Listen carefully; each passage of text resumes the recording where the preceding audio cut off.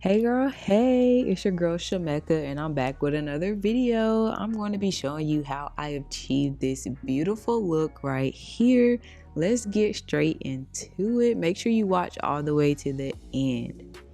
So let's get straight into it. I'm going to tell you what I use. So of course some aluminum foil, then my bleach. I use the Developer 50 volume and also the BW2 powder, bleach powder. So let's talk for real while we do this. First of all, let me say this real quick. Make sure that you apply the bleach evenly, and to not get those lines of demarcation, I just lightly brush upwards as I'm doing right there. I know you can barely see it, but I know you see the hand motion I'm doing. So yeah. And in order to make sure every single strand is coated that I want to be coated, I also go in the middle and, just like keep on brushing and brushing and brushing and brushing. I won't play no games on this wig. You seen it.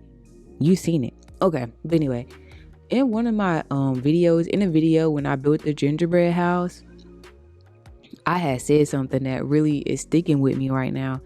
I had said, okay, backstory. If you didn't watch the other video, go watch it. But I had said I was in a rush to build the gingerbread house. I was pretty pressed for time, but as a result of me being in a rush, the gingerbread house had failed. And I was like, that's why you need to take your time so you can get the end result that you desire. And I realized that not only applied to that gingerbread house, but that applied to my life. There's so many times where I would rush things and it not play out how I want it to at all. Especially, let me tell y'all, oh my gosh, I have so many stories of when I was living in my car for 7 months. And this one, this one taught me how to really manage it gave me what's the word? It gave me a foundation on how to start managing my money. So when I first started staying in my car, it was cool. I was okay. I got a bit of money saved up, so I'm Gucci. I'm finna get me a place ASAP. That did not happen because God don't bless mess. Okay, let's just be real. And so I would spend my money on McDonald's. I would get the cheapest meal, but I would go like 3-4 times a day because I gotta eat something. You feel me? And yes, I was also on food stamps at the time, but I was only getting like $100 a month. And I think I stopped getting them about 2 months after living in my car. So I was like, dang, life is getting real out here in these streets. So I had worked 7 jobs that year, and I just felt like I wasn't fulfilled at all. I can't say too much because, I share what I share, but y'all can't be all up in my business. You feel me? But just having to portion my money in a way that made sense, especially as I was switching jobs so frequently throughout that time. There were days where I was like, man, I don't even have enough to eat. But God showed up, and like I remember one person, they literally sent me some money for a meal, and I was that day I was like, bro, how am I even gonna eat today? And I cried. It's just amazing how God works.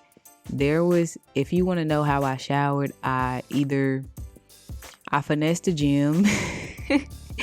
I kept using their free trial until they caught on to me. But I was basically using their free trial to work out, to stay in shape, but to also use their showers.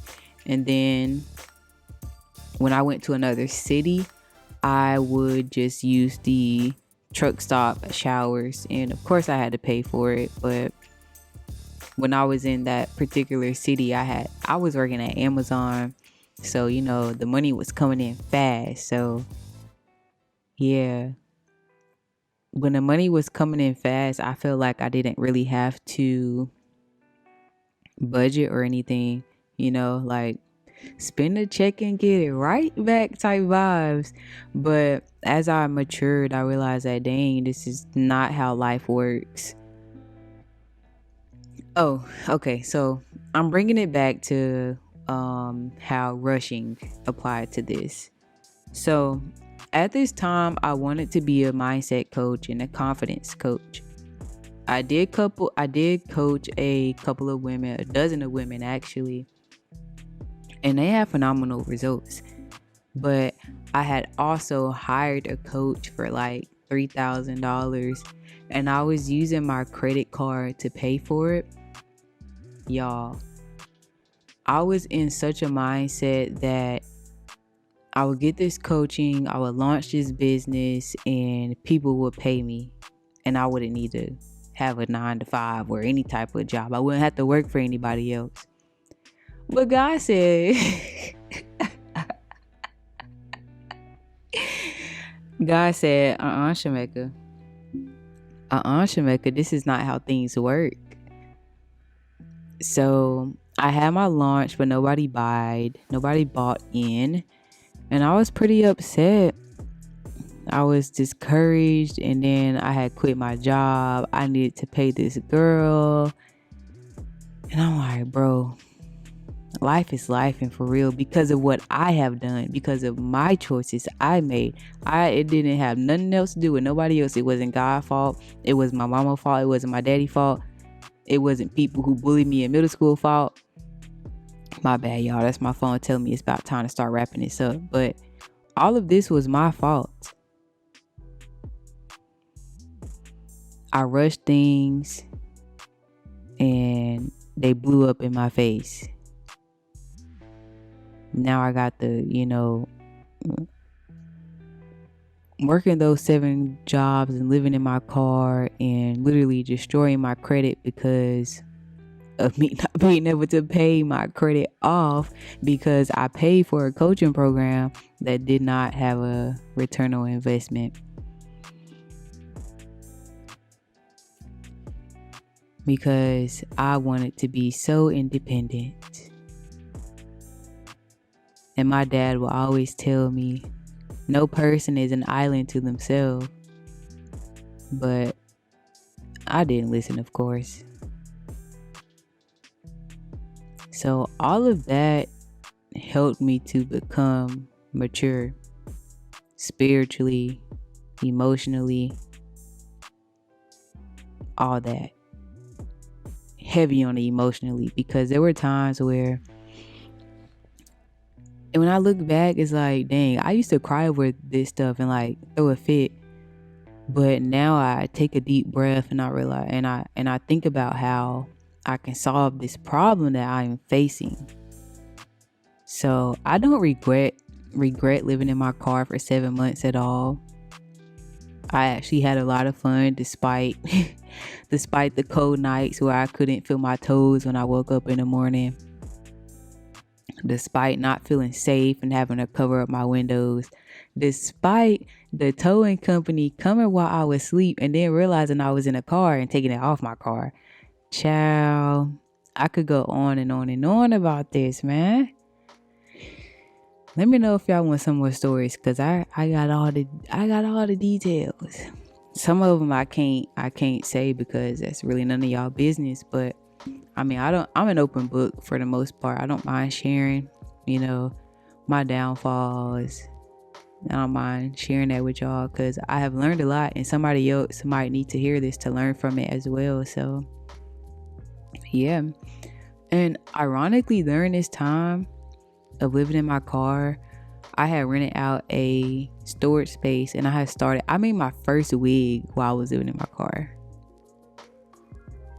It was not human hair because I had to save, okay?